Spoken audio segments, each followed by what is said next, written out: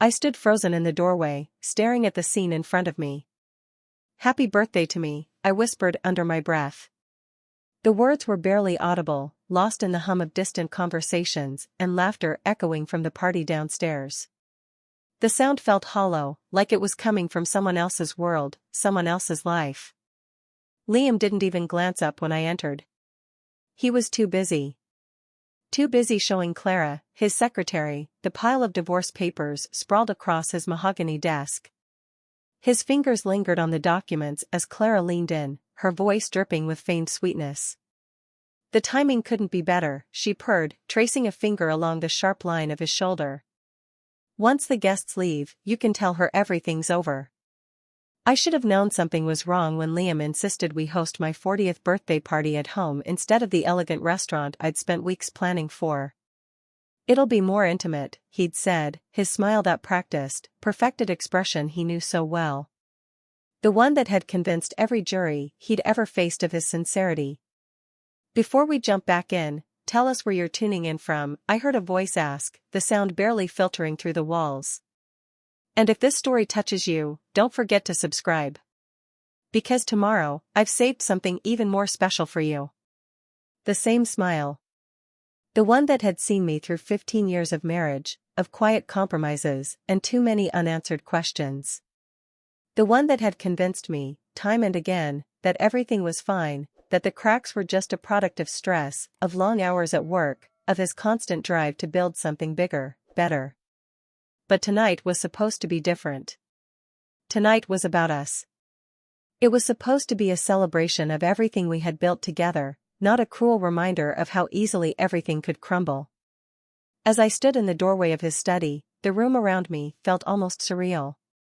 The faint scent of roses, my favorite flowers, floated in from the garden, mingling with the muffled chatter of friends and family who were oblivious to the storm brewing just a few feet away. Our Victorian house, once filled with laughter and warmth, now felt strangely cold. The sounds of the party downstairs, the clinking of champagne glasses, and the rustle of formal attire, seemed miles away, distant and irrelevant. I glanced across the room at Liam, his face unreadable as he leaned back in his leather chair, clearly at ease. He was talking to Clara as if nothing had changed, as if everything was normal. But the tension in the room was suffocating, thick enough that I could almost taste it in the air. I should have known.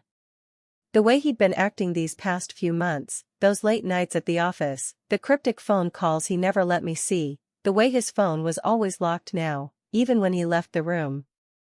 But tonight was supposed to be different. I took a breath, trying to steady the rush of emotions that was threatening to overwhelm me. "Have you seen Liam?" I asked Diana, my best friend, who was standing nearby, sipping champagne by the koi pond. Diana frowned, her dark eyes scanning the crowd.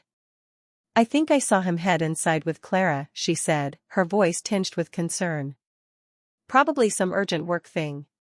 She shrugged, as if it were nothing. But I couldn't shake the feeling that it was more than that. Clara Williams. His secretary of 8 months. Young, ambitious, always impeccably put together. I'd noticed the way she looked at him during the office Christmas party, but I'd brushed it off. After all, Liam was one of Boston's top attorneys. Everyone looked at him that way. Didn't they? "On your birthday?" Diana's voice broke through my thoughts. She didn't need to say more. I could hear the concern in her tone, see the slight crease in her forehead. I smiled back at her, forcing a casualness I didn't feel. "I'll go check on them." You know how Liam can be. Always lost in his work. But as I walked through the house, past the portraits on the walls, past the carefully curated decor, a chill settled in the pit of my stomach. Something wasn't right. Every step toward Liam's study felt heavier than the last, like I was walking further into a trap I hadn't seen coming. The sound of my heels clicking against the hardwood floor echoed through the hall, unnervingly loud in the stillness of the house. Each step carried me closer to a truth I didn't want to face. A truth that had been hiding in plain sight for months. And yet, I hadn't wanted to see it. Not then. Not now. The door to the study was slightly ajar. A sliver of warm light spilled out into the hallway, and I could just make out their voices, hushed but clear in the silence of the house. "Everything's prepared," Clara said, her voice smooth, confident. "I've double-checked all the documents. Once you serve her the papers tonight, there's nothing she can do." Liam's voice followed, low and calculating. "You're sure about the timing? After the party seems cruel." "It's perfect timing," Clara replied. "She'll be emotional, vulnerable. More likely to sign quickly without scrutinizing everything." I felt my heart stop in my chest. The floor beneath me seemed to tilt, just for a moment. I wanted to move, to scream, to burst into that room and demand answers. But instead, I stood frozen in the doorway, my hand gripping the doorframe like it was the only thing holding me upright. I heard Liam laugh then, that rich, self-assured laugh I'd once loved. The laugh that had made me believe in the man I married, the man I thought I knew. "Brilliant," he said, his voice filled with admiration.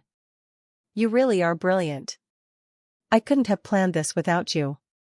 I wanted to rip the words out of the air, to make them disappear, but they hung there, thick and suffocating. I didn't know how long I stood there, my mind racing, my breath coming in shallow bursts. Every detail, the way Clara was perched on the edge of the desk, the way Liam reached for her hand, the way they smiled at each other, burned itself into my memory. This was no longer just a marriage falling apart. This was betrayal, cold and calculated. And it was happening in front of me, at the party I had planned. On my birthday. A chill ran through me as I stumbled backward, my legs shaking, my mind struggling to catch up with what my eyes had just witnessed. I couldn't breathe. I couldn't think. And yet, in that moment, I knew. I knew what I had to do. I had always been the one to play things safe, to put my trust in others, to believe the best in people. But not this time. Not now. I had seen their plan, and now it was my turn. The game was on. The party was everything I had imagined it would be. Laughter filled the air, blending with the soft music playing in the background, creating a perfect atmosphere of celebration. Guests sipped champagne, their faces glowing with warmth as they mingled in the garden under the soft glow of string lights. The air smelled of roses, the delicate fragrance drifting from the vases I had carefully arranged throughout the house. Every detail had been planned with precision, from the handwritten place cards to the artisanal cake waiting in the kitchen. It was supposed to be my night, a moment to celebrate the years, the life we had built, the milestones we had crossed. But as I moved through the crowd, my eyes kept drifting back to the study, where Liam had disappeared earlier. My heart clenched. Something wasn't right. He hadn't even looked at me when I walked in. I had tried to shake it off at first, he was always so focused on work, especially with his new secretary Clara. But this felt different. Tonight was supposed to be about us.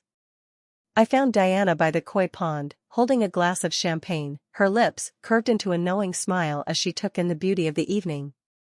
But even she couldn't hide the slight furrow in her brow when she caught the look in my eyes. "Have you seen Liam?" I asked her, trying to sound casual, though my stomach twisted with each passing second. She frowned, the concern in her eyes deepening as she glanced over at the study. "I think I saw him head inside with Clara. Probably some work thing," she said, though her voice carried an unmistakable note of unease. I had never seen her react this way before. She paused for a moment, then added, "On your birthday?" I could feel the weight of her words settle over me. "I'll go check on them," I said, forcing a smile. But the unease inside me had already blossomed into something darker. I walked slowly toward the study, each step heavy with the knowledge that something had shifted. As I passed by family photos on the walls, memories of happier times flickered in my mind, vacations, holidays, family gatherings. I had clung to those moments for so long, hoping they would be enough to keep us grounded, to keep us from drifting apart. But now, all those memories seemed distant, like an old film that no longer matched the reality unfolding before me. The door to the study was slightly ajar, the warm light spilling into the dark hallway, casting long shadows on the walls. I could hear their voices before I could even see them, their conversation a quiet murmur against the hum of the party. "Everything's prepared," Clara's voice floated toward me, smooth and confident, like silk wrapping around a dagger. "I've double-checked all the documents. Once you serve her the papers tonight, there's nothing she can do." Liam's voice, calm and calculating, responded almost immediately. "You're sure about the timing? After the party seems cruel." "It's perfect timing," Clara replied, her voice carrying an edge of satisfaction. "She'll be emotional, vulnerable. More likely to sign quickly without scrutinizing everything." I felt my chest tighten. The blood rushed in my ears as the words settled in my mind. This wasn't just a disagreement, a moment of miscommunication. It was a carefully planned betrayal, cold and methodical. Liam's next words sent a shockwave through my body. "Brilliant," he said, his voice thick with admiration. "You really are brilliant. I couldn't have planned this without you." I wanted to scream, to run into the room and confront them, but I was paralyzed, standing there in the doorway, unable to move. How could this be happening? How could the man I had loved for 15 years be so cruel, so cold, so deliberate in his actions? For a moment, I felt like I was watching a scene unfold in someone else's life, as if I were a spectator, removed from the pain. But then I heard the rustling of papers, the unmistakable sound of the divorce papers being shuffled, and the reality of it all hit me like a punch to the gut. And then Clara kissed him. It was quick, practiced, almost mechanical. Their lips met in a kiss that felt like a final betrayal. In that moment, everything I had known about my marriage, about Liam, shattered into a million pieces. I stumbled backward, my mind racing, my legs trembling beneath me. 15 years of marriage, of trust, of promises, and he had planned to end it all like this. On my birthday. In front of our friends and family. I knew in that moment that I had to act. I couldn't just let this go, couldn't allow him to have the upper hand. He thought he had won, that the game was over before I even knew what was happening. But he was wrong. Before I share what happened next, the moment that left an entire room of journalists in stunned silence, I want to connect with you, my amazing viewers. Where are you watching from? Drop your country's flag in the comments below. And if you've ever had to fight for something you believe in, hit that like button, because this story is just getting started. I turned away from the door, my heart pounding in my chest. There was no going back now. I wasn't going to be his victim. I wasn't going to let Clara take what was mine. This was my story. And I was going to rewrite it. I walked through the house, the sound of my heels tapping against the hardwood floors now echoing louder in the silence that surrounded me. The laughter from downstairs was faint, muffled by the walls, but the weight of what I had just heard crushed down on me like an anvil. Every step toward the stairs felt heavier, as if the air itself had thickened with the burden of this discovery. My mind was still reeling, the words they had spoken replaying over and over, each sentence like a dagger twisting deeper. "You're sure about the timing? Once you serve her the papers tonight, there's nothing she can do." The planning. The cold, deliberate nature of it all. I felt bile rise in my throat. But as I moved, something else began to grow inside me, a fire. A rage that had been smoldering beneath the surface for months, buried beneath the mundane reality of everyday life. I had ignored the signs for far too long, the late nights, the secretive phone calls, the subtle shift in his affection. But I couldn't ignore it anymore. The night was supposed to be mine, a celebration of everything we had built together, and yet here I was, standing on the edge of a precipice, watching as everything I had trusted crumbled before me. I could hear them still, their laughter from the study, their voices laced with confidence, as if the betrayal had already been decided. "Brilliant," Liam had said. "I couldn't have planned this without you." The smugness in his tone, he truly believed he had outsmarted me. I couldn't let him get away with this. Not like this. He wasn't just betraying me, he was attempting to strip away everything I had worked for. This was about control, power. And I wasn't going to let him take it. I made my way to my bedroom, my mind working through the steps I would need to take. I needed evidence. I needed to know just how deep this went. The safe in his study, behind the Monet print, he thought I didn't know the combination. But I had seen it once, last Christmas, when I had watched him enter it, thinking I was too distracted to notice. It had been a simple moment, nothing significant at the time, but now it was my key to taking back control. I didn't hesitate. I went straight to the painting, running my fingers along its edges before carefully lifting it off the wall. The safe stood there, hidden in plain sight, just waiting for me. I entered the combination, June 2019, our wedding date. A cold laugh bubbled up in my throat. The irony wasn't lost on me. Our wedding date, the number that had meant so much to us both, was now the key to exposing his lies. The safe clicked open. Inside, neatly arranged, were stacks of documents, bank statements, property deeds, financial reports. He thought he could hide it all from me, that I wouldn't see the web he had been weaving. But I was going to make sure he saw just how wrong he was. I pulled out each paper, photographing every detail with my phone, careful to return everything exactly as I had found it. The transfers to offshore accounts, the properties he had bought behind my back, the ones he was planning to keep from me once he served the divorce papers. Everything laid out in cold, meticulous order. I paused when I saw a manila envelope tucked at the bottom of the stack. I pulled it out slowly, my hands trembling as I opened it. The divorce papers, just as I had imagined. But these were different, more official, complete with signatures and financial disclosures. His plan was clear now. He wanted to strip me of everything. I wasn't just losing a husband, I was losing everything I had built with him, our business, our life. He thought I wouldn't fight back, that I wouldn't have the strength to go up against him. But I wasn't going to let him have the last word.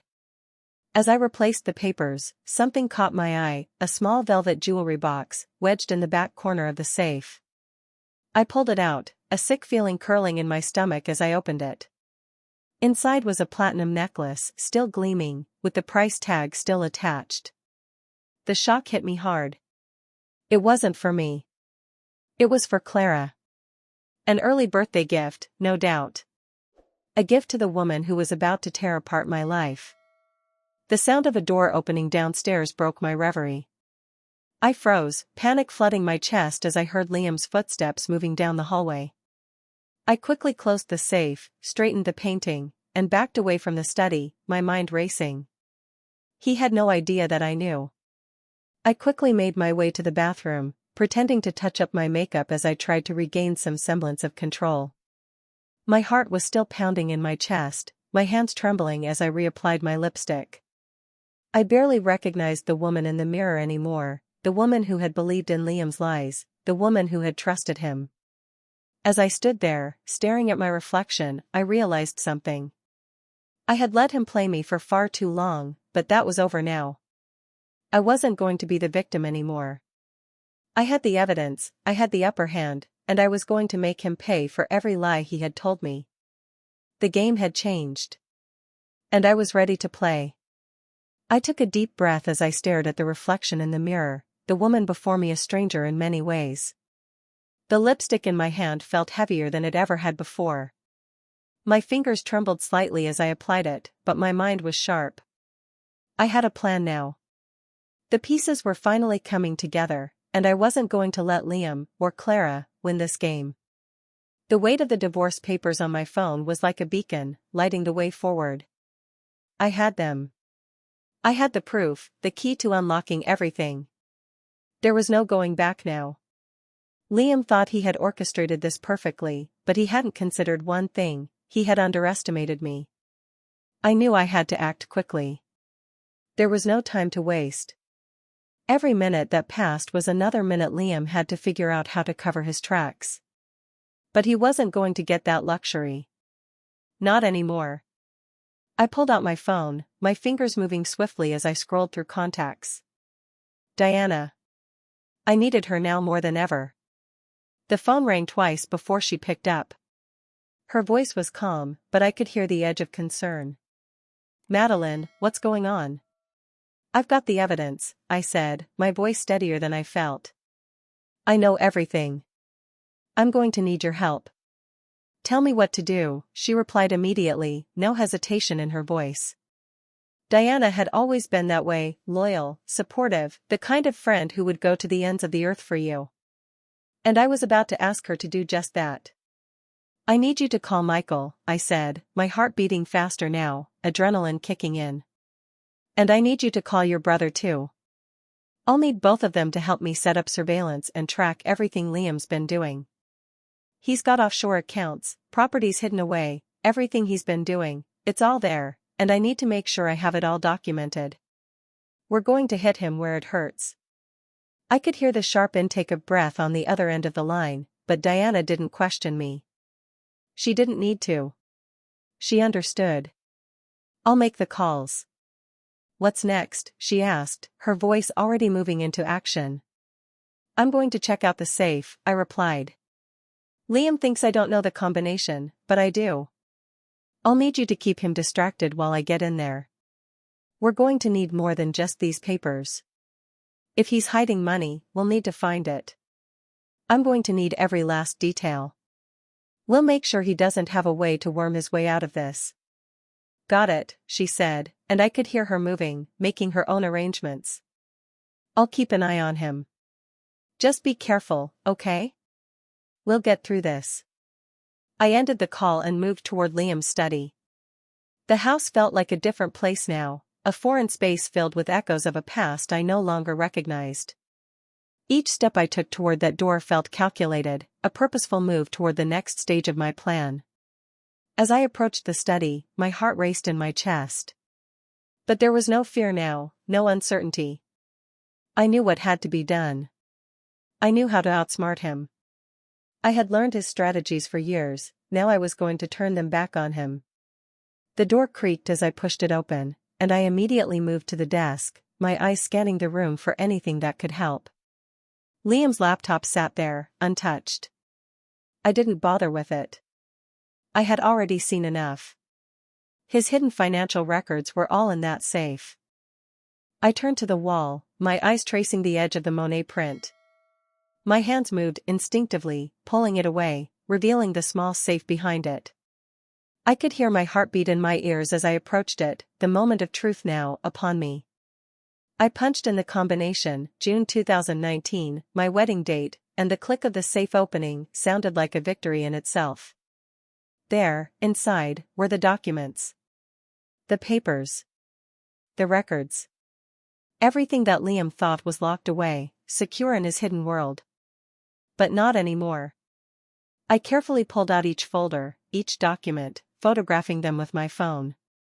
I took my time, knowing that every second counted. I was documenting everything, leaving no stone unturned. Each financial transfer, each purchase, each sale, it was all here. The offshore accounts, the properties, the bank statements. Everything was in black and white, staring me in the face, and I wasn't going to let Liam deny it. But it wasn't just about the documents. I needed to ensure there was no way out for him. No way to weasel out of the situation.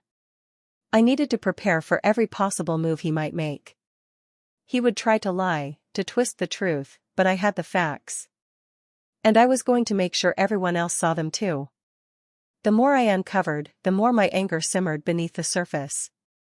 He thought he could control me, thought he could tear apart everything we had built without any consequences. But now, I was the one in control. I took a deep breath as I closed the safe and replaced the painting. It was time to put the final part of the plan into motion. I left the study and headed downstairs, my steps firm now, resolute. Diana would be ready. Michael would be ready. And when I confronted Liam, he would have nowhere to hide. He had started this game, but now I was going to end it. And when it was over, he would see just how wrong he had been to think I was the one who would lose. I wasn't losing anything. Not anymore. This was only the beginning. The next few days passed in a blur, the kind of blur where everything around you feels distant, muted, as if you're watching from behind a glass. Liam had no idea what was coming, but I could feel the weight of what I was carrying, every document, every piece of evidence slowly painting a clearer picture of everything he had done. but the work was far from over. In fact, the real battle was only just beginning. Each morning, I woke up with a new sense of purpose. There was no time to waste. I couldn't afford to let him slip through my fingers. He was out there, living his life, completely unaware of the trap that was being set around him. But I knew every move he made now. His office, his phone calls, his meetings, everything was being tracked, watched, and recorded. Every detail, no matter how small, was a piece of the puzzle that would bring him down. Diana was my lifeline during this time. She was the one I turned to when I needed an ally in this silent war, the one who kept me grounded when the anger and betrayal threatened to take over. Her brother, Michael, had been invaluable in connecting me with the right people. They were already digging into the financial records, finding more hidden transfers, more secretive deals Liam had thought no one would ever uncover. But it was the little things that started to show the cracks in his perfect facade. The way he started acting nervous, defensive, small, unnoticeable things that only someone who knew him as well as I did could pick up on. He no longer stayed late at the office, but the late-night phone calls still came, muffled and hushed. He didn't know that I was listening now, that I was reading between the lines of every word he spoke. The safe in the study had become a symbol to me, a metaphor for everything Liam had tried to keep hidden. I had been in it so many times now, retrieving more documents, more evidence. The transfers, the offshore accounts, the way he had diverted money from our joint savings. But it was the property deeds that truly shook me. Properties in my name, without my knowledge, properties he had purchased for Clara. There were even plans for a vacation home in Martha's Vineyard, a place he had promised me for years, but had kept dodging. It had been a lie. All of it. I began to feel a growing sense of clarity, a steady confidence that I hadn't felt in years. I wasn't just collecting evidence now, I was preparing for war.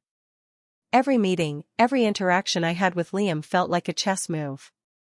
I played it cool, pretending I didn't know what he was up to. I let him believe he had the upper hand. Let him think he was still in control. But deep down, I knew the truth. He had no idea how close I was to exposing everything. The worst part? It wasn't just the betrayal that hurt anymore. It was the way he had justified everything, how he had convinced himself that this was somehow my fault, that I had become the enemy in his mind. I had seen the change in him over the past few months. The coldness, the distance, the way his words no longer held the same warmth. But even with all of that, I hadn't seen this coming.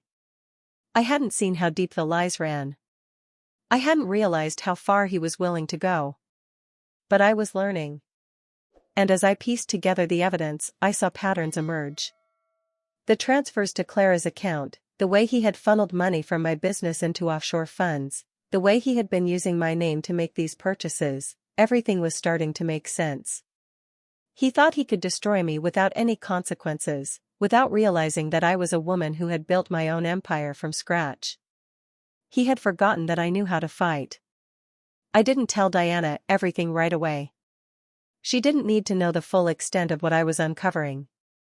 But I could see the change in her eyes when I showed her the documents. She knew. She could see it too. We were no longer just talking about a broken marriage or a betrayal. We were talking about a man who had played a dangerous game, one that had finally caught up with him. Michael had connections that were invaluable. He knew the ins and outs of financial fraud better than anyone, and he was helping me understand the legal steps I needed to take. But it wasn't just about legal action, it was about dismantling Liam's world, brick by brick. I needed him to understand that this wasn't going to be easy for him. I needed him to feel the weight of what he had done, to see that I was coming for everything he thought he could take from me. The hardest part, I realized, wasn't the paperwork. It wasn't even the surveillance or the secret meetings with Michael and Diana. It was the waiting. The stillness between each discovery, the moments when I had to sit back and watch Liam live his life, unaware of the storm building around him. Each day felt like a chess match, every move calculated and precise. He thought he had everything under control, but what he didn't know was that I had already made my first move. And I wasn't going to stop until I had one. By the end of the week, the web of lies he had so carefully woven around himself was beginning to unravel. Every hidden account, every falsified document, every underhanded deal was coming to light. And the more I uncovered, the more determined I became. He had underestimated me. But that was the last mistake he would ever make. The war was silent, but it was no less fierce. And every move I made brought me closer to the final blow, the moment when I would expose him for who he truly was. The moment when I would take back everything he had tried to take from me. And this time, it wasn't just about me. It was about showing the world exactly who Liam Walker really was. The night had fallen thick with tension, the air heavy with unspoken words as I waited for Liam to return home. I could feel the storm approaching, building slowly in the pit of my stomach. The pieces were all in place now. The evidence was irrefutable.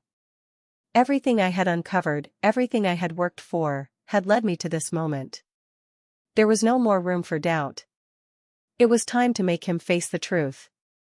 I had watched him carefully these past few days, noticing every small change in his behavior, how he started staying out later, how he grew more distant with every passing day. He thought I didn't see it, thought I couldn't feel the shift in the air, but I had been paying attention. Too much attention. Now, the time had come to confront him. There would be no more hiding, no more pretending.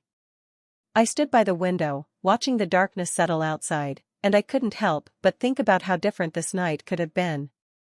This was supposed to be a time for us, a celebration of everything we had built, a symbol of our love, our years together. But now, it felt like a mockery. The past 15 years of my life, built on lies, were finally crumbling. I heard the sound of his car pulling into the driveway, the engine humming as he parked. He was home. My breath caught in my throat, but I didn't move. Not yet. I wasn't going to let him think I was nervous. I wasn't going to give him the satisfaction of knowing how deeply this hurt. The door opened, and I heard his footsteps in the hallway, the click of his shoes echoing in the silence.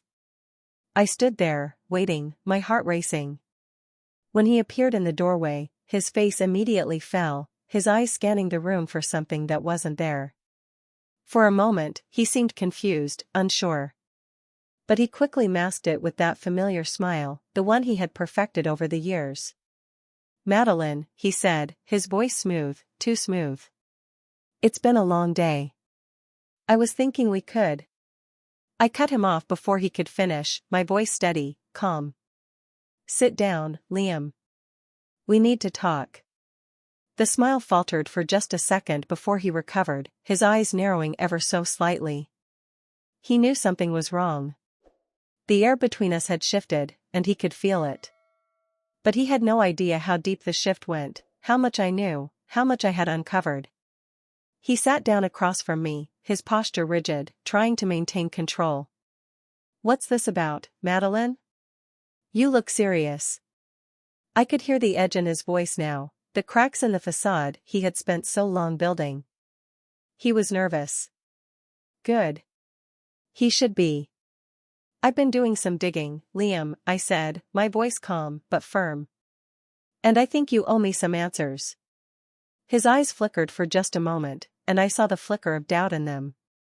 But he quickly covered it, pushing back the tension with a forced laugh. "What are you talking about? This is ridiculous."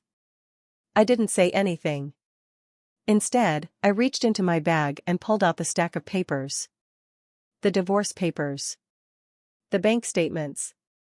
The property deeds. Everything I had uncovered over the past few weeks. I slammed them down on the table in front of him. The sound of the papers hitting the surface was like the first crack of thunder before the storm hit. Liam froze. His face drained of color as he stared at the documents. His eyes darted from the papers to me, back to the papers, as if trying to find some way out of this, some excuse to make it all go away.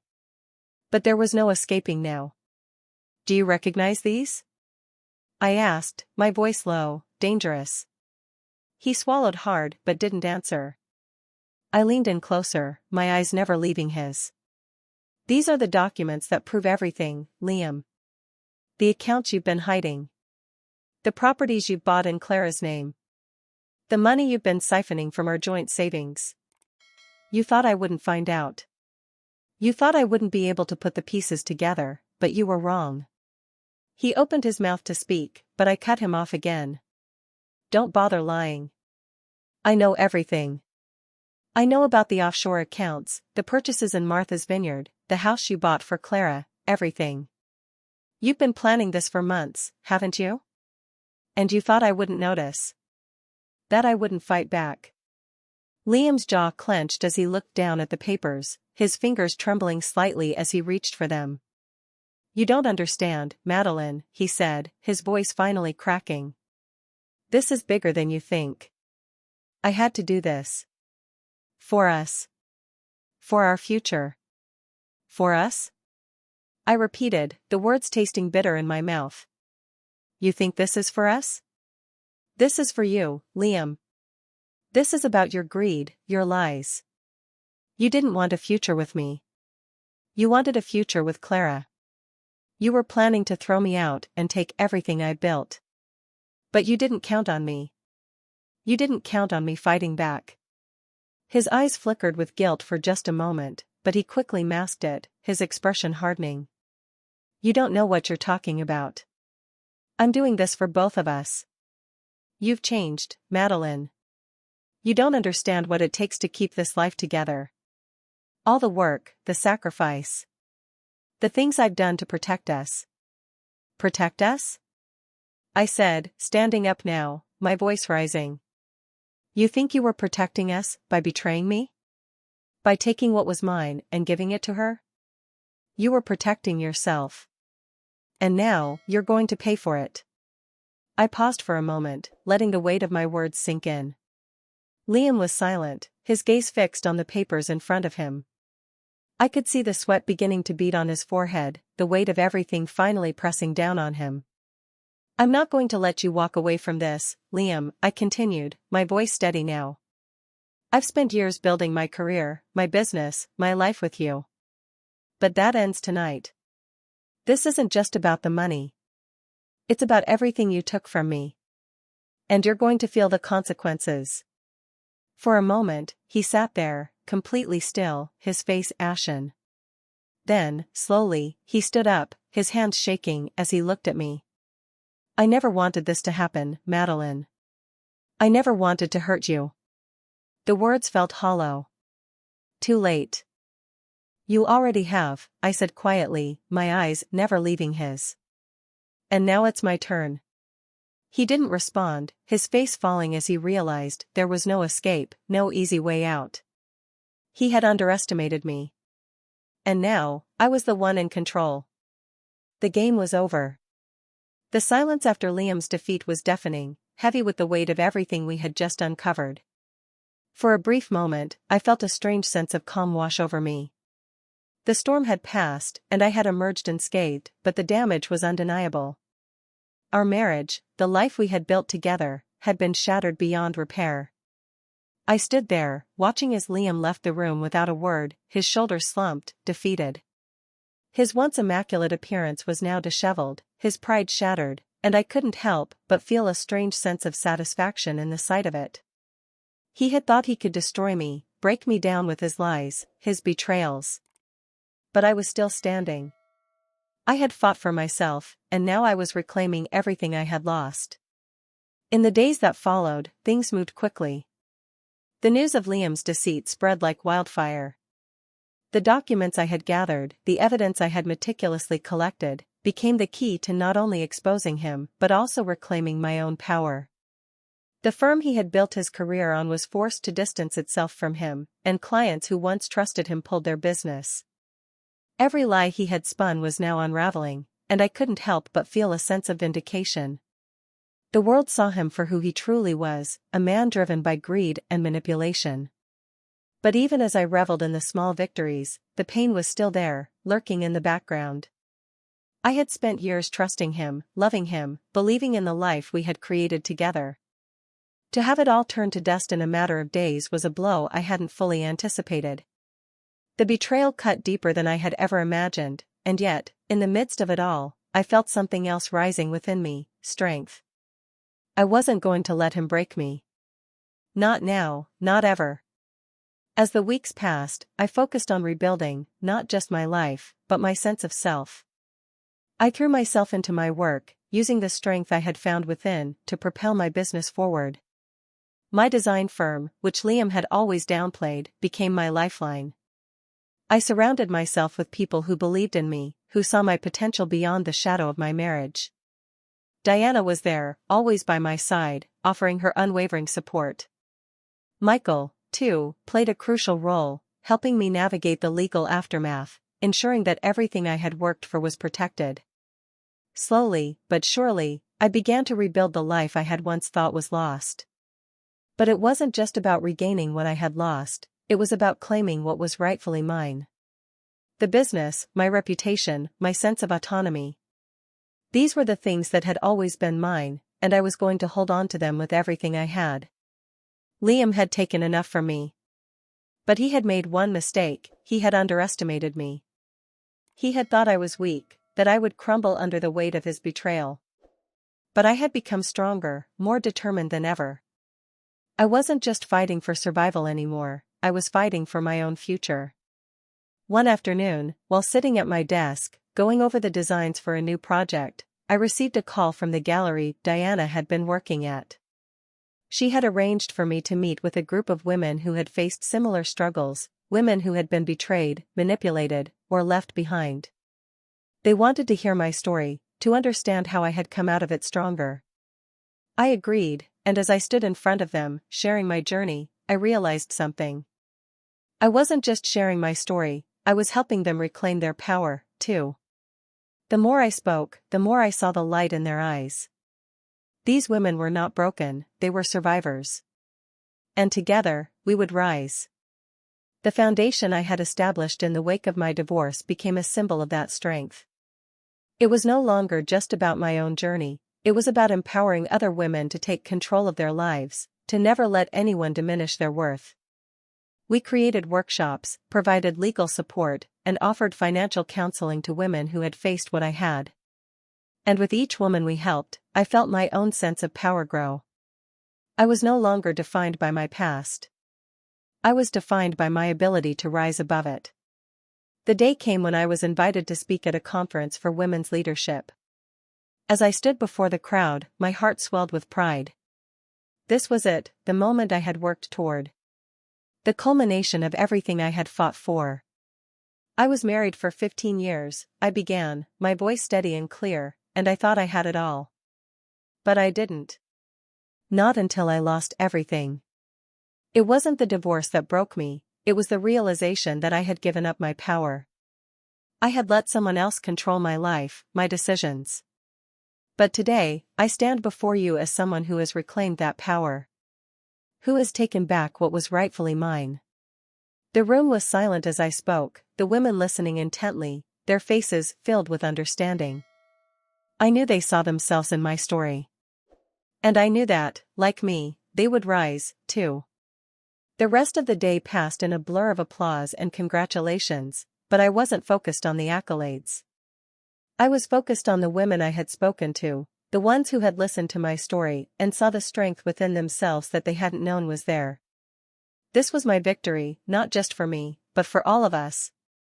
When I returned home that evening, I stood in front of the mirror once more. The woman staring back at me was no longer the one who had been betrayed.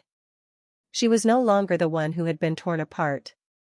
She was someone new, someone strong, someone powerful, someone who had taken control of her own destiny. And I was ready for whatever came next. I had reclaimed my power, and nothing would ever take that from me again.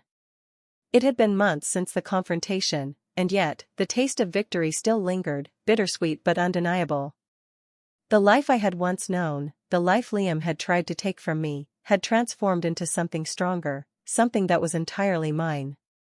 The pain was still there, simmering beneath the surface, but I had learned to carry it, to turn it into something that fueled me. The story of my betrayal had become the story of my rebirth, but as much as I had reclaimed, something in me knew the final chapter wasn't written yet. I had built something from the ashes of my old life, my business, my foundation, my sense of self. but Liam hadn't truly left my world. His shadow still loomed, even as his reputation crumbled, even as he served his time for his lies.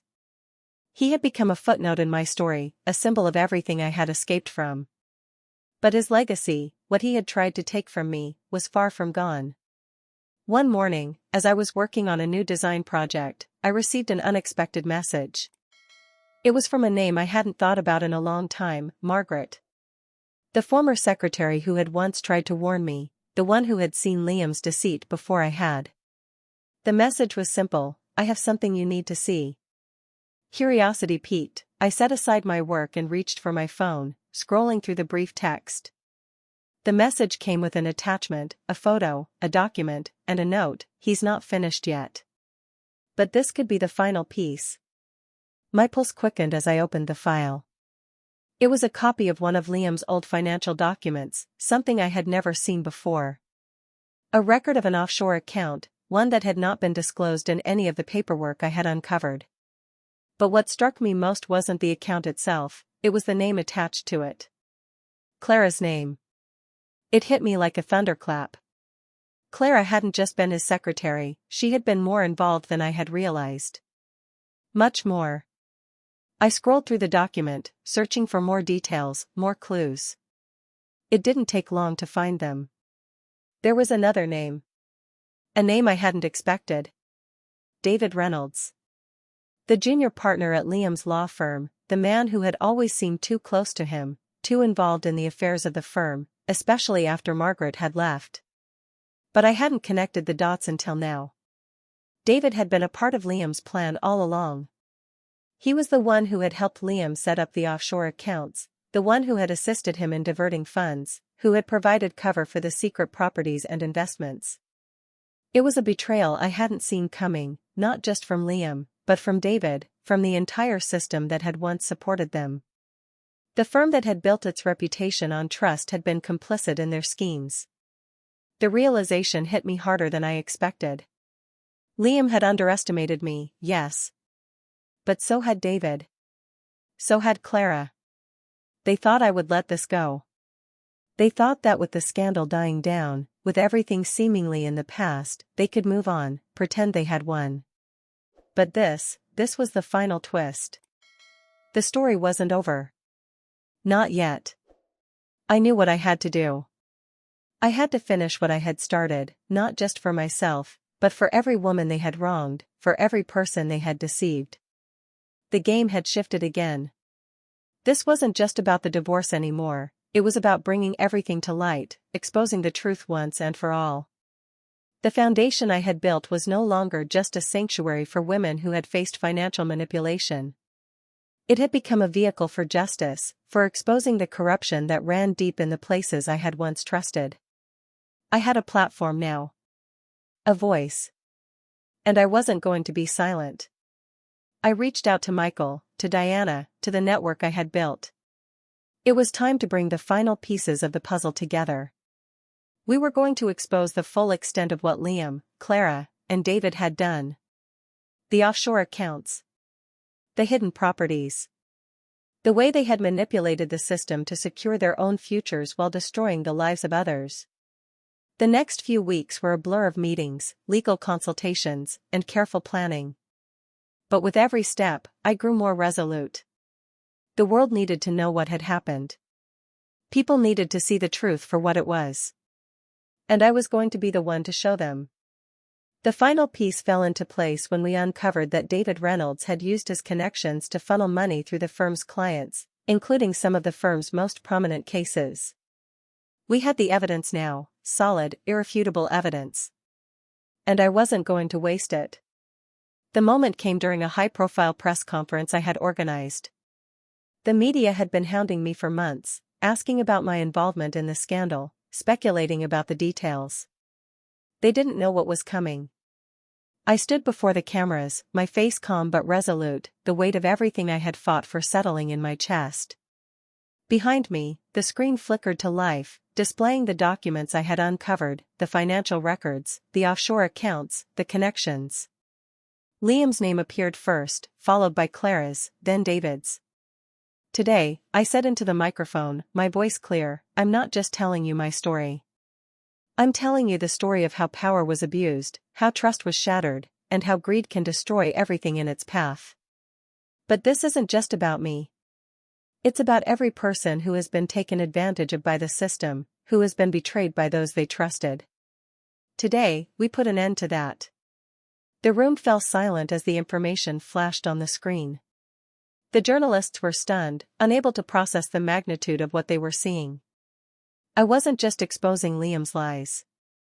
I was exposing the corruption that had enabled him to get away with it for so long.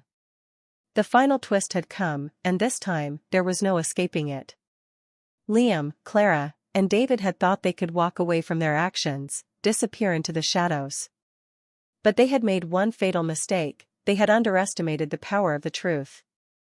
And the truth, no matter how deeply buried, always finds a way to the surface. The story had been rewritten. And this time I was the one holding the pen,